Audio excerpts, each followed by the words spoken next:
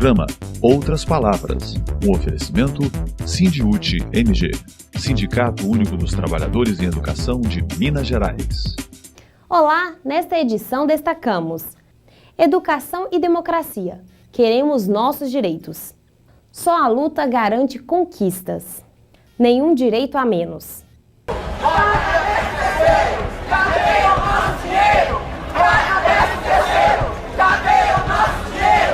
O Brasil do golpe não é o país que a gente quer. Democracia, ainda que tardia.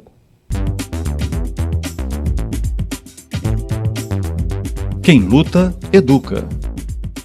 Só a luta garante conquistas. Nenhum direito a menos. Pague o 13º, cadê o nosso dinheiro? Com indignação, trabalhadores e trabalhadoras em educação de Minas Gerais ocuparam o plenário da Assembleia Legislativa na última segunda-feira, dia 18 de dezembro. Os trabalhadores e trabalhadoras em educação vindos de várias regiões do estado acompanharam a votação da pauta em plenário e pediram aos deputados para fazer a obstrução dos projetos do governo que estavam na pauta de votação. Cadê o nosso dinheiro? Pague o 13º! 13º! 13º! Ausente! A coordenadora-geral do Sindiúte, Beatriz Cerqueira, disse em entrevista à imprensa que os educadores e educadoras consideram inaceitável a postura do governador do estado de pagar o 13º salário para uma parte do funcionalismo, deixando 90% dos servidores e servidoras fora dessa escala. Mas que indignação, é inaceitável. O governo do estado precisa ter um tratamento igual para os seus funcionários, a fonte de pagamento é a mesma. Se nós fôssemos discutir verbas da educação, nós temos verbas vinculadas, igual a saúde tem verba vinculada. O governo deixou de investir em educação este ano 2 bilhões de reais da cota salário educação, que até hoje não explicou onde colocou esse dinheiro.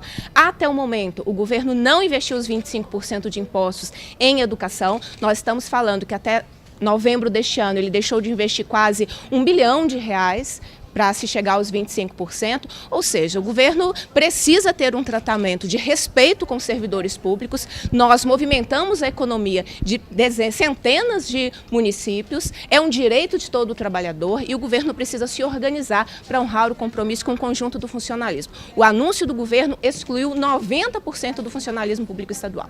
É inaceitável um tratamento diferenciado, como é inaceitável o silêncio do governo depois do anúncio do pagamento para a segurança pública, o silêncio total, como se nós não existíssemos e como se nós fôssemos aceitar essa situação. O governo, ao longo deste ano, não estabeleceu mesa de negociação com o conjunto do funcionalismo para as questões gerais, tudo que é relacionado a todo o funcionalismo. Não aconteceu uma única reunião. Nós sabemos as escalas de pagamento por e-mail ou por anúncio de imprensa e nos últimos 4 meses os anúncios feitos sequer foram cumpridos. Então é fundamental que um governo que fala que quer ouvir para governar respeite os seus servidores. E o pagamento do 13º daquilo que é direito é o mínimo que se espera de um governo. Uma das estratégias utilizadas pelo sindicato para forçar uma reunião com o governo do estado a fim de tratar do pagamento do 13º foi pedir aos deputados para que obstruíssem a pauta de votação das matérias do executivo no plenário. Vários deputados sempre foram defensores da pauta da educação e o que nós esperamos agora é uma coerência. No momento que 90% do funcionalismo é excluído de um direito, que é o pagamento do 13º, nós esperamos encontrar nessa casa o apoio necessário. E onde nós não tivermos apoio, evidentemente que nós faremos as cobranças. Aqui é uma casa importante, o governo do estado tem pautas importantes, o primeiro projeto que está para votação é de interesse do governo do estado e a ideia é exatamente a obstrução para forçar o governo a fazer esse diálogo. Beatriz Cerqueira lembrou que os educadores e educadoras não começaram agora essa luta pelo pagamento do 13º salário. Desde 6 de dezembro, mobilizações e até paralisação foram feitas nesse sentido. Então, logo foi feito esse anúncio, nós questionamos o Estado. Na verdade, no dia 6 de dezembro, o Sindiúti convocou uma paralisação, com uma manifestação na cidade administrativa, tendo como pauta, entre outras questões, o pagamento do 13º e o fim do parcelamento de salários. Então, nós já estávamos buscando o Estado, antes desse anúncio, para que ele dialogasse e discutisse o pagamento do 13º. Nós não estamos vindo aqui pela primeira vez, não é a primeira vez que a gente discute esse assunto. A questão é que o governo optou em não dialogar com 90% do funcionalismo, fazendo um anúncio para uma parcela, que tem direito ao 13º. O que nós questionamos é o método e o conteúdo de garantir para um setor em detrimento do conjunto do funcionalismo. O Sindiúti, para além da pressão das tentativas de diálogo com o governo, também vai buscar outras vias para garantir aos trabalhadores e trabalhadoras em educação esse direito. E esperamos que a Justiça nos trate como ela trata os seus próprios direitos, né? Que lá está tudo em dia, 13º em dia, pagamento em dia. Esperamos que, se recorrermos à Justiça, a Justiça tenha o mesmo tratamento com que ela faz consigo mesma. Educação e democracia. Queremos nossos direitos. É muito complicado, é muito sacrificante. A gente tem um ano pesado de trabalho, com todos os problemas que a gente enfrenta dentro da sala de aula, dentro da escola. E chegar no final do ano, além do governo não ter dado o reajuste do piso salarial nacional esse ano, ele também não cumprir com o pagamento do 13º, sabendo que a gente sabe que tem fontes de recurso próprias de educação que poderiam garantir isso, e privilegiando a segurança, a polícia. Realmente é uma afronta e é um desrespeito à nossa categoria, um desrespeito que a gente não pode aceitar, e por isso a gente está em jornada de luta desde quando o governo disse que não pagaria o 13º.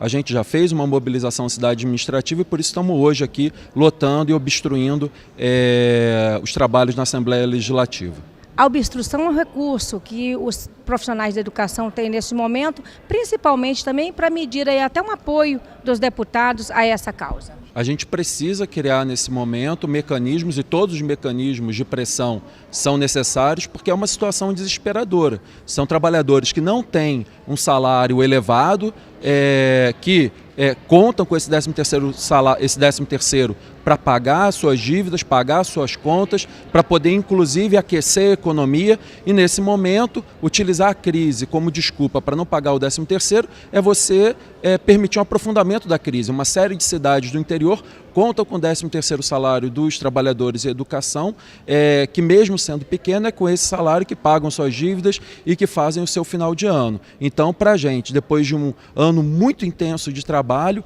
a gente não vai ter férias, porque não temos como garantir para a nossa família esse descanso conjunto nesse momento. Professor de arte pelo Estado, Eduardo Serpa.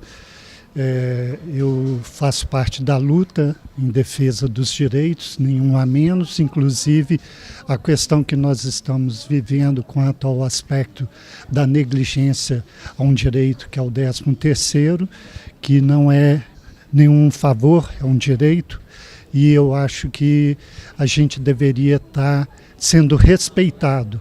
São vários os direitos que nós estamos perdendo ao longo do curto espaço de tempo de uma direita, né, de uma questão em que a minoria se privilegia enquanto que a maioria é escravizada. Então, fora Temer, fora PEC da Previdência, nenhum direito a menos, e respeitem o educador e a educação.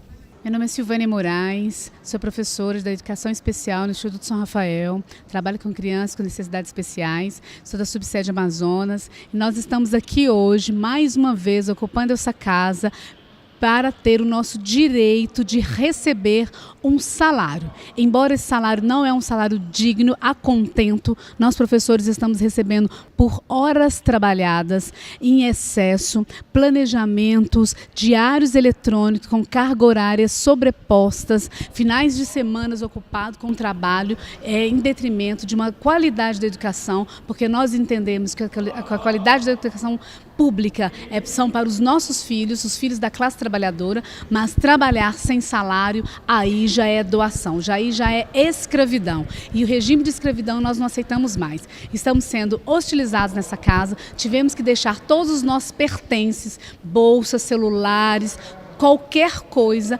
todas as coisas em mãos para adentrar ao espaço da Assembleia, para podermos dialogar, porque nós não estamos aqui para brigar, nós não estamos aqui para matar, nós não estamos aqui para roubar, nós não estamos aqui para pedir. Nós estamos aqui para ter o nosso direito reconhecido dignamente em nossas contas. E esse direito é o 13º salário, que é declarado em lei. Não venha com a reforma trabalhista para os trabalhadores do serviço público, porque nós não vamos aceitar. Portanto, senhor governador do estado de Minas Gerais, cumpra a sua obrigação pagando dignamente todas as categorias e não privilegiando a segurança, por exemplo. Né? Se a segurança tem o salário, nós também deveremos ter dignamente esse salário. Atualidade. A senadora Fátima Bezerra esteve na Assembleia Legislativa de Minas Gerais para falar sobre uma proposta de emenda à Constituição, a PEC 24, que propõe constitucionalizar o Fundeb. A senadora é a relatora dessa proposta de emenda à Constituição no Senado. Nos fala um pouco mais sobre essa proposta, senadora. Por que constitucionalizar o Fundeb é importante? Primeiro, eu quero aqui dizer da alegria que foi realizar essa jornada do ciclo de debates aqui na Assembleia Legislativa de Minas Gerais, saudar aqui a participação das entidades, tendo à frente o Sindiúti, o sindicato, que sem dúvida nenhuma é uma das mais importantes entidades na luta em defesa dos trabalhadores e trabalhadoras da educação e da classe trabalhadora aqui no estado de Minas Gerais. O Fundeb tem prazo de validade, ele termina a sua vigência em 2020, daí porque nos antecipamos a esse debate com essa PEC, que é de autoria da senadora Ulisses da Mata, da qual eu sou relatora. O que é que nós queremos com a aprovação dessa PEC? Primeiro, como você mesmo mencionou, constitucionalizar essa importante política pública, ou seja, tornar uma política de Estado permanente, colocando ela no corpo da Constituição. Mas não é só isso. A gente não quer apenas renovar o Fundeb, né? A gente não quer apenas tornar uma política permanente. Nós queremos também tratar do tema financiamento da educação, propondo, inclusive, uma ampliação por parte da União. Ou seja, os estados e municípios hoje respondem por 90% dos recursos do Fundeb. O governo federal entra com apenas 10%. Está na hora, mais do que na hora, do governo federal ampliar sua participação financeira junto ao Fundeb. E essa constitucionalização iria aumentar essa contribuição do governo em que patamares? Pois é. Hoje o governo, no mínimo, tem que contribuir com o Fundeb com 10%. Eu estou propondo para o debate sair de 10% para 50%. Até porque, vejam quanto é imperioso discutir o Fundeb, levando-se em consideração os tempos difíceis que nós estamos vivendo. Tempos de secessão, tempos de ruptura democrática, com o golpe de Estado consumado em 2016, que arrancou o mandato presidencial legítimo.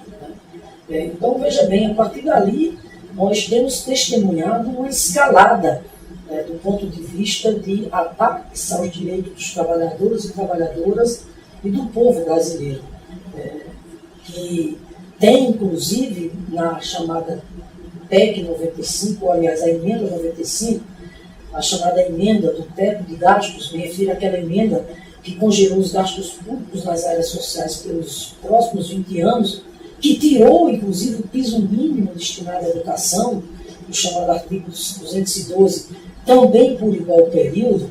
Ou seja, essa emenda 95 do teto de gastos, que é a faceta mais cruel e desumana dessa política de austeridade, fruto do golpe, do governo legítimo que está aí, ela por si só coloca para nós a necessidade da gente fazer o debate do Fundeb no sentido de garantir não só a permanência do Fundeb, mas, repito, ampliar a participação financeira da União para poder dialogar com uma agenda decisiva, fundante para o país, que é o Plano Nacional de Educação, que foi fruto de um grande debate com a sociedade, sancionado sem vetos pela presidenta Dilma à época, e hoje esse plano está totalmente inviabilizado e ameaçado em decorrência, repito, né, da política de austeridade que está sendo adotada, de todos esses retrocessos na área da educação.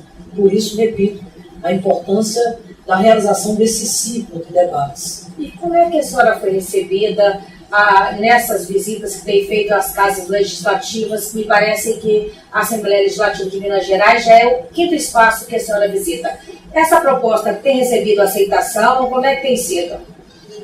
Não, veja, a aceitação tem sido muito boa por parte da sociedade, as entidades que têm compromisso com a luta em defesa da educação, a CNTE, a Campanha Nacional pelo Direito à Educação, o DIME tem participado de todos esses debates, né, as Assembleias Legislativas, câmaras municipais. Por quê? Porque estão vendo, né, enfim, a ameaça que hoje envolve a questão da educação. Por quê? Porque se você olhar as conquistas que a educação teve nesse último período dos governos Lula e Dilma, até a Constituição de 88, né, até a era Vargas, todas essas conquistas do povo brasileiro hoje estão sendo destruídas, sumariamente destruídas ou em processo gradativo, né, de desmonte. A famigerada reforma trabalhista é um exemplo aqui do que eu estou dizendo, né?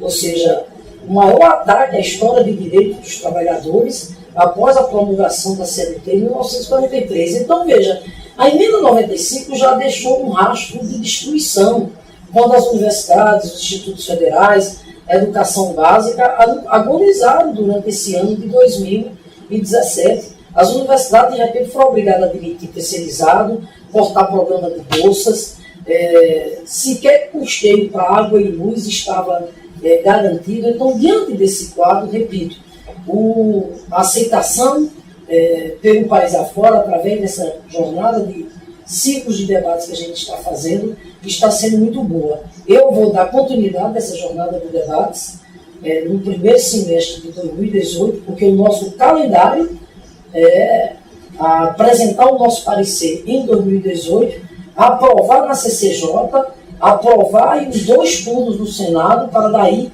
ela seguir para a Câmara dos Deputados. Por isso, repito, que a importância dessas audiências públicas pelo país afora para conclamar a sociedade a abraçar essa luta em defesa da educação, que é a aprovação dessa emenda da Constituição. Durante a audiência pública na Assembleia Legislativa, a coordenadora-geral do Sindiúti, Beatriz Cerqueira, destacou alguns pontos relevantes para que o projeto que prevê a constitucionalização do Fundeb siga em frente. Vou dividir a minha fala, Fátima, em 3 momentos. O primeiro, eu quero um pouco, a exemplo do Ramute, um pouco contextualizar, porque se a gente só debate o financiamento e não compreende o enfrentamento, a gente não vai aglutinar forças para a aprovação, né, de colocar na Constituição o financiamento da educação básica. E quando a gente descontextualiza ou esquece o contexto que a gente está enfrentando, a gente corre o risco de achar que a gente está vivendo numa normalidade e que as lutas são resultado aí de uma correlação de forças no estado normal. Só que nós não estamos no estado normal. Nós estamos no estado de exceção. A diferença é que a gente aprendeu nos livros que o estado de exceção vem pelos tanques, pelas armas, pelo exército atirando nas ruas, porque essa foi a nossa última experiência com a ruptura democrática. Nós estamos vivendo uma outra ruptura democrática que tem como um dos objetivos atacar a educação enquanto direito e transformá-la numa mercadoria. Então, tudo que eles puderem privatizar, eles privatizarão. Então, tudo que a gente enxerga e tudo que a gente conquistou tratou como direito, eles estão rapidamente, de forma ilegítima, de forma brutal, tentando transformar em mercadoria. Se nós olharmos os ataques que a universidade hoje sofre, se nós olharmos o ataque que o Sistema Único de Saúde hoje sofre, os bancos públicos estão sofrendo. E o sistema elétrico, aqui nós perdemos recentemente 3 usinas que foram leiloadas, né? E junto com as usinas vão os nossos rios. Tudo que nós compreendemos como direito e que nós consagramos na Constituição de 88 como direitos, eles estão transformando em mercadoria. A reforma da Previdência também tem este objetivo, de transformar a Seguridade Social naquilo que é mercadoria, porque empurra a população à previdência privada, porque ela não terá, se essa reforma passasse, acredito na nossa luta que vai impedi-la, se ela passasse, as pessoas deixariam de ter o direito à aposentadoria e ao conjunto aí da Seguridade Social. Então, no momento de uma ruptura democrática, a educação é uma das primeiras a ser atacadas. É fundamental para os golpistas que tentam alterar a ordem estabelecida no nosso país, alterar exatamente essa situação da educação. Começa um ataque ao orçamento. Então, muita gente não entendeu o que era a PEC 241. Eu costumo dizer, e vou repetir aqui publicamente, se os prefeitos tivessem entendido o que era a PEC 241, tinham ido antes da gente. Não tinha deixado a gente levar porrada, não tinha deixado a gente levar bomba, não tinha deixado a gente levar tudo que a gente levou em Brasília nas 2 votações. As pessoas ficaram assistindo enquanto nós fomos lá fazer o enfrentamento. E aí a imprensa comercial fazendo uma falsa versão de baderna, né? Não era baderna. Baderna é o que o governo Temer está fazendo na nossa vida. Não compreenderam o que é a PEC 241. A PEC 241 vai quebrar os estados, porque nós não estamos falando de educação e saúde, nós estamos falando de todos os investimentos por 20 anos. Não tem investimento em infraestrutura, não tem investimento em geração de emprego, não vai ter programa de aceleramento de crescimento de lugar nenhum, não vai ter orçamento na assistência social. Basta ver o orçamento inicial que o Temer mandou para o Congresso, que reduzia 98%.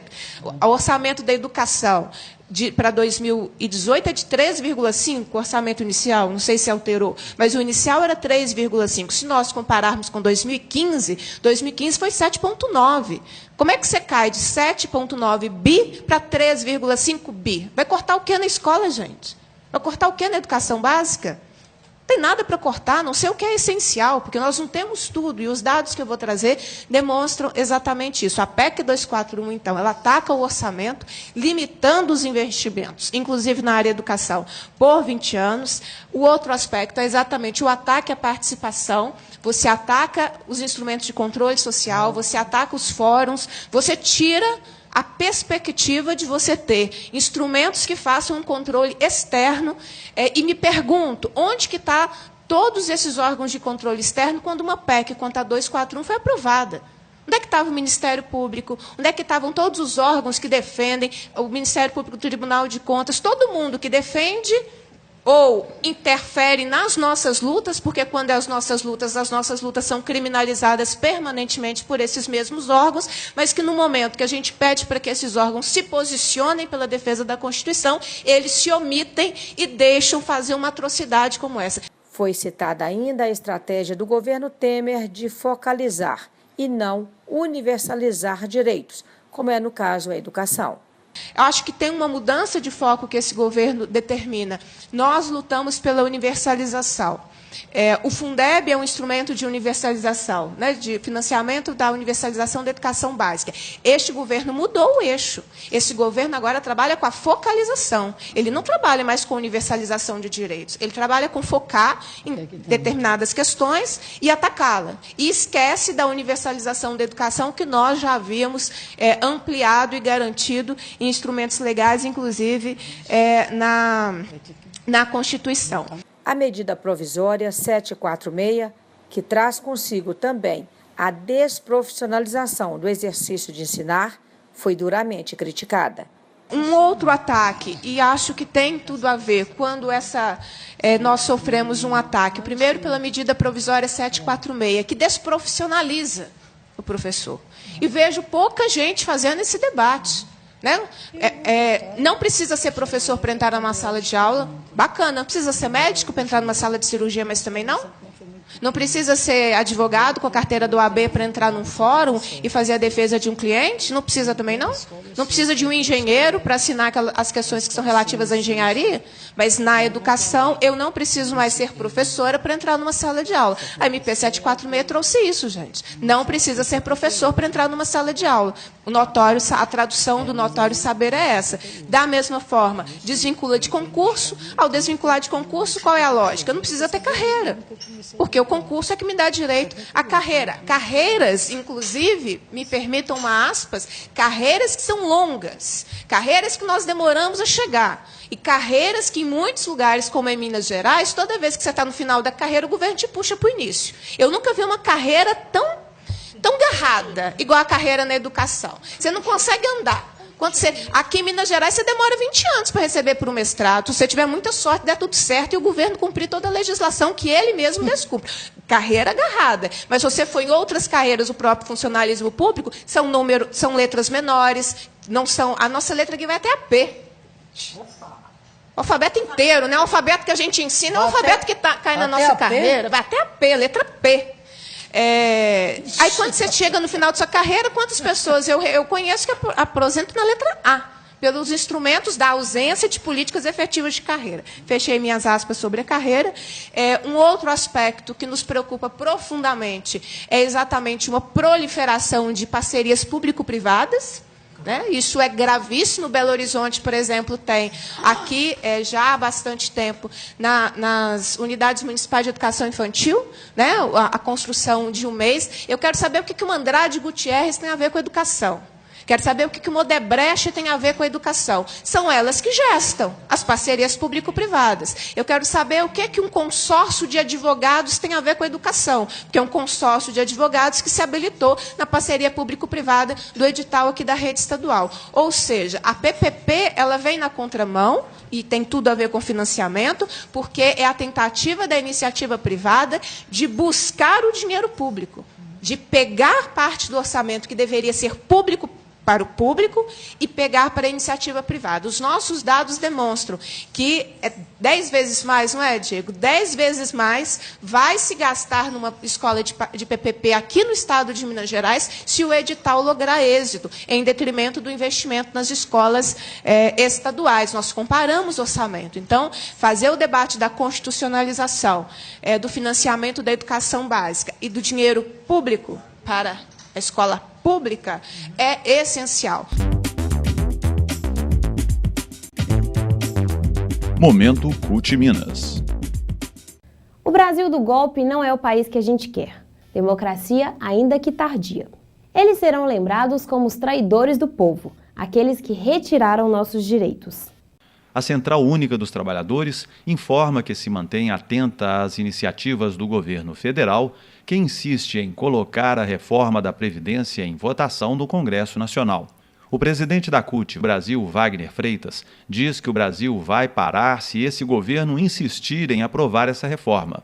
Em Minas Gerais, a Central tem feito um trabalho de esclarecimento e de informação à sociedade. Cartazes, outdoors e um material divulgado em redes sociais questiona: você votaria em quem retira os seus direitos? Esse material tenta dialogar com as pessoas e, ao mesmo tempo, pressionar os deputados indecisos a não votarem a favor da reforma da Previdência.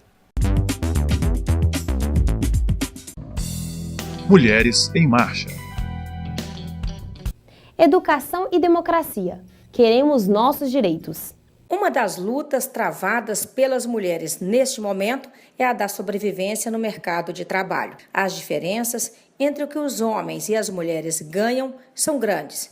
E de acordo com o estudo Perspectivas Sociais e de Emprego no Mundo, Tendências para Mulheres 2017, da OIT, Organização Internacional do Trabalho, se a participação feminina, em números absolutos, crescesse 3,3%, o mercado de trabalho brasileiro ganharia a mão de obra de 5 milhões de mulheres. A força de trabalho das mulheres no Brasil em 2017 é de 56%, enquanto a taxa de homens é de 78%. Para a secretária de Comunicação da CUT Minas, Rosângela Gomes, além do mercado de trabalho, há outras lutas que as mulheres precisam pautar.